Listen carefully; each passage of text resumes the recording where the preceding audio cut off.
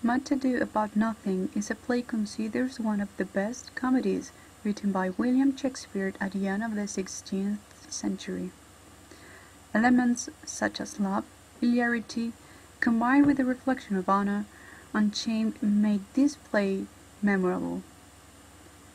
The main characters in the scenes selected, which have been adapted according to Chilean festivities, are Claudio, a young man who has recently returned from war and fell in love with Hero, the beautiful young daughter of Leonato. Don Pedro, Leonato's friend, often referred as Prince, is close to the soldiers who have been fighting at war. Leonato, Hero's father, is second in social power to Don Pedro. Beatrice, Leonato's niece, and in consequence Hero's cousin. Generous and loving, but with a sharp tongue, she likes to make jokes and puns, as well as Benedict. Benedict, an aristocratic soldier who has been fighting at war, such as Claudio. Despite he promised not to fall in love or get married, he will. And finally, Friar Francis, the religious man who conducted failed marriage between Claudio and Hero. The story of Much Ado About Nothing starts with Leonato, his daughter Hero, and his niece Beatrice who live in Messina, Italy. Leonato prepares the welcoming of friends who return from war. These friends are Don Pedro, Claudio, Benedict, and Don John, Don Pedro's illegitimate brother. At the moment they arrived at Leonato's home, Claudio fell in love with Hero. Meanwhile, Beatrice and Benedict, who know each other before, continue with an unfriendly relationship. Claudio and Hero promise to marry. On the weeks previous their wedding, they with some friends decide to play a game with the purpose to make Beatrice and Benedict stop arguing and fall in love with each other. Don John makes Don Pedro and Claudio believe that Hero has made love to another man, being unfaithful to Claudio. In the day of their marriage, he decides to humiliate Hero, leaving her alone in the altar, which make Hero's family pretend she suddenly died due to the shock and sorrow the situation meant to her, and to hide her meanwhile the truth come to light. As a consequence of the game played before, Benedict and Beatrice confess their love to each other.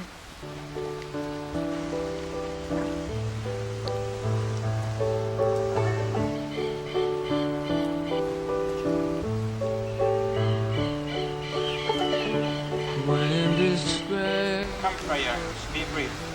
Only to the plain form of marriage, and you shall recount the particular duties afterwards. You come here, my lord, to marry this lady. No, to be married to her, friar. You come to marry her. Okay, so you come here, lady, to be married to this count. I do. If any of you know some impediments for this marriage not to be done, speak now or never. Are you any hero? None, my lord. Know you any count? There you make your answer, my lord.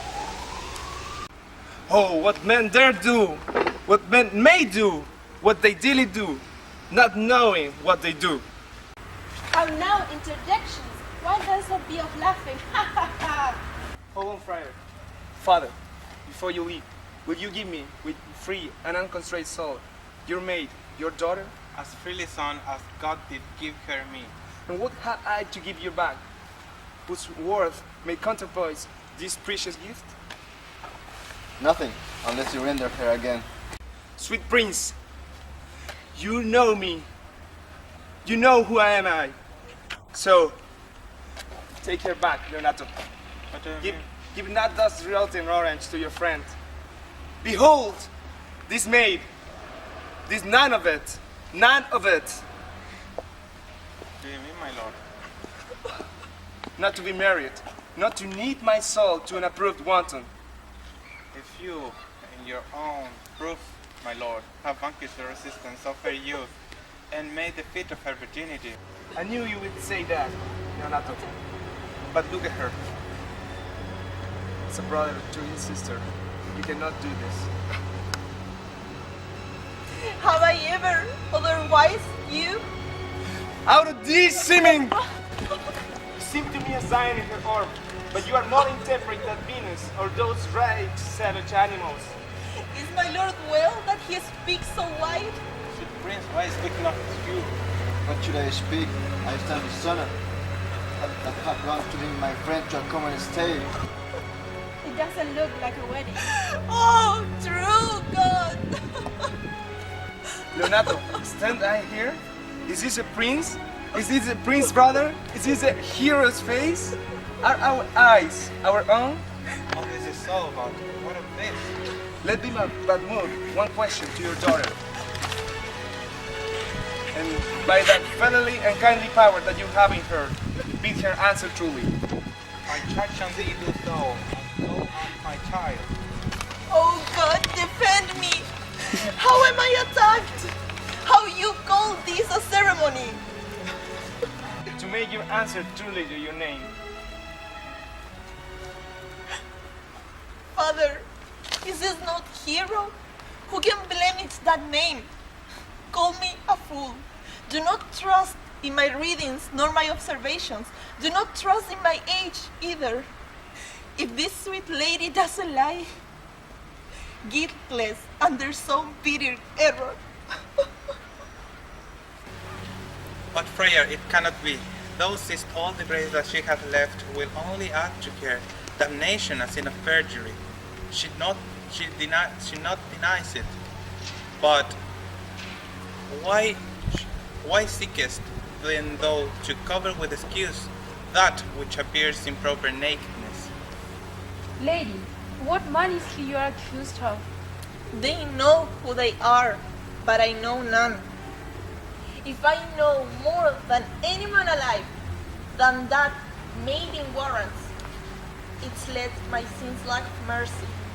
Oh, that I promise you, I swear you, that I didn't talk to any man yesterday night, or that I talked with any creature at that hour.